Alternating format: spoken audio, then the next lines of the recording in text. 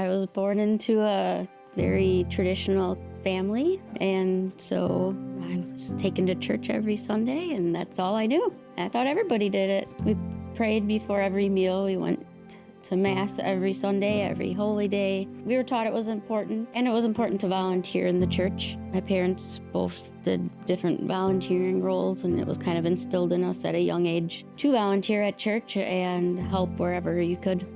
My husband was born and raised Lutheran. So we would go to each other's churches, but it was just like you could participate in almost everything. And that was something that was always just part of life, but kind of weird to us. Like we could go to each other's church, but we couldn't go to communion with each other. For the first 20 some years we knew each other and were married, it was always kind of just how it was. We felt that missing piece. But one thing, when church was over, everybody left. And there were a lot of friend groups, but we never really found one there.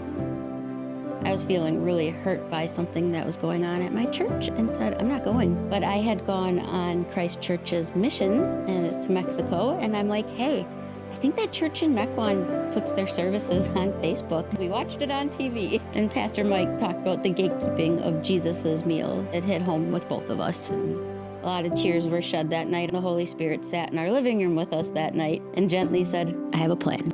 We came the Sunday after, and our lives changed that day. In some churches, including where I grew up and my husband grew up, you had to be that faith tradition to receive it. Don't understand how we decide who gets to share in Jesus's meal when he's the one who gave it to us. So shortly after we started coming, Tracy needed a communion helper, and my second or third time doing it, my husband came with us. He's like, well, it doesn't pay to take 2 cars to church. Now it's something him and I absolutely love doing together. Preparing a meal that we both could not ever have shared before, and preparing it for other people that maybe also have been turned away.